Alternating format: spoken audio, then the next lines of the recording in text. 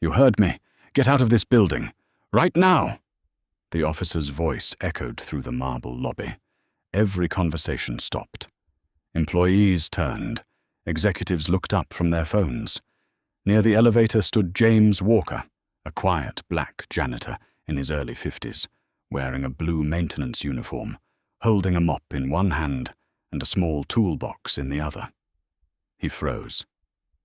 "I work here, officer." Officer Brian Cole stepped closer. "Not anymore.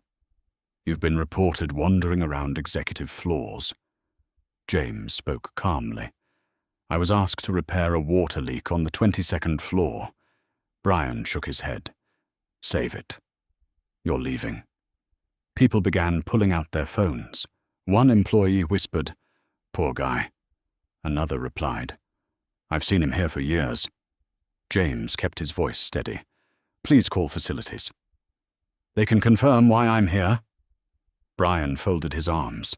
"I don't need anyone to tell me how to do my job." The lobby grew silent. A young receptionist quietly said, "I think he really does work here." Brian interrupted. "Stay out of it." James slowly placed his toolbox on the floor. "I'm not trying to cause trouble. I just want to finish my job." Brian pointed toward the revolving doors. "Last warning. Walk out, or I'll escort you out." Just then, a maintenance supervisor hurried from a hallway. "Officer, I've been looking everywhere for James." Brian turned. "Do you know him?" Before the supervisor could answer, the elevator doors opened. 5 members of the company's executive board stepped into the lobby. Their CEO walked in behind them. The entire building went completely silent. AI-generated fictional story. The executive team walked through the lobby. Conversation stopped.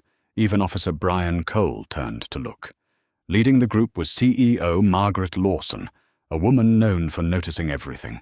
She took one look at James, then at the mop lying on the floor, then at the officer standing in front of him. Her smile disappeared. "James. What happened here?" Before James could answer, Officer Brian stepped forward confidently. "Ma'am, this employee was wandering around executive offices without authorization.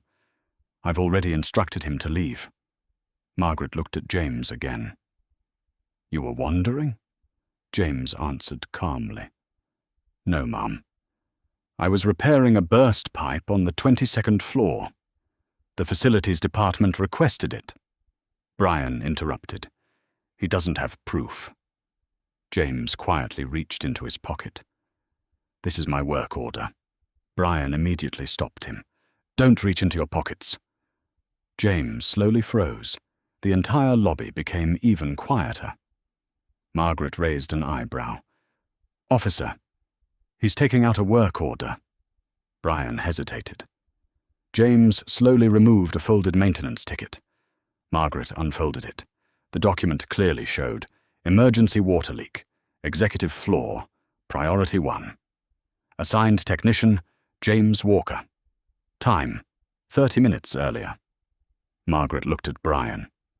He was exactly where he was supposed to be. Brian's confidence began to fade. The facilities manager finally reached them, breathing heavily. "I'm so sorry. I've been trying to find James." Margaret asked. "Was he assigned upstairs?" "Yes." The executive conference room ceiling started leaking. If James hadn't fixed it quickly, our entire board meeting would have been flooded. Several executives looked at each other. One quietly whispered, "That meeting included investors?" Another nodded. It would have been a disaster. Brian looked uncomfortable. "I was responding to a complaint." The facilities manager frowned. "What complaint?" Brian glanced toward a nervous office worker standing near the reception desk. The employee slowly admitted, I saw someone in a janitor uniform walking toward the executive offices. I assumed he wasn't supposed to be there." Margaret answered firmly. And instead of asking, You assumed. The employee lowered his head. I'm sorry. Everyone expected James to be angry. Instead, he picked up his toolbox.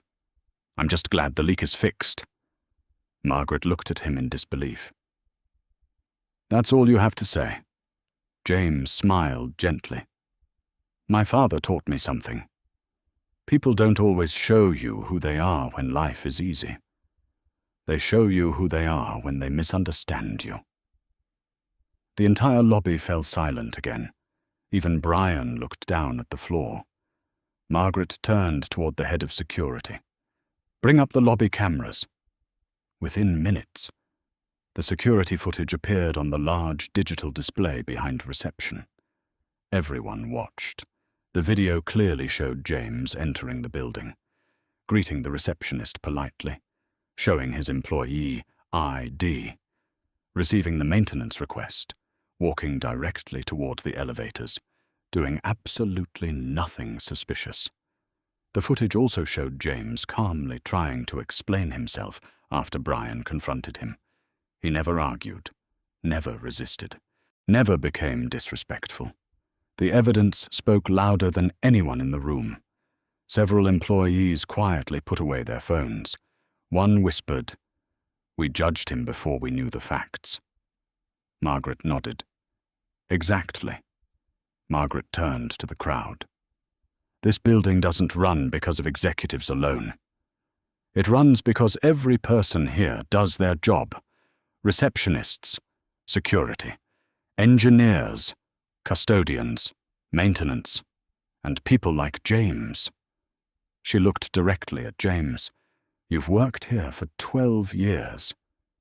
You've never once been late. You've never received a disciplinary report. You've helped protect this building more times than most people know. James smiled modestly. I'm just doing my job. The room remained completely silent, not because anyone was embarrassed to speak, but because everyone suddenly realized they had overlooked the person who quietly kept everything working. The lobby remained silent. No one reached for their phone. No one whispered. Everyone's attention stayed on James Walker. CEO Margaret Lawson stepped forward. James, I owe you an apology. She looked him directly in the eyes. You were trying to protect this building. And instead of being thanked, you were publicly embarrassed. James gave a small smile. We all make mistakes. What matters is what we learn from them. The room grew even quieter. Officer Brian Cole slowly walked toward James. For the first time since arriving, his voice was no longer loud. Mr. Walker, I'm sorry. I should have listened before jumping to conclusions. I let a complaint become more important than the facts. James looked at him for a moment, then nodded. I appreciate you saying that. Brian lowered his head. I embarrassed you in front of everyone. I can't take that back, but I can promise I'll do better. James extended his hand. Brian shook it. The crowd broke into applause. Margaret turned to the employees. There's something many of you don't know. She smiled. Last winter, a frozen pipe burst at 3 a.m. James drove through a snowstorm. He worked alone for 6 hours. He prevented millions of dollars in damage. The employees looked at James in surprise. Margaret continued. And 6 months ago, when the fire alarm failed during a power outage, it was James who found the problem before anyone else. He quietly fixed it before people even realized how serious it was.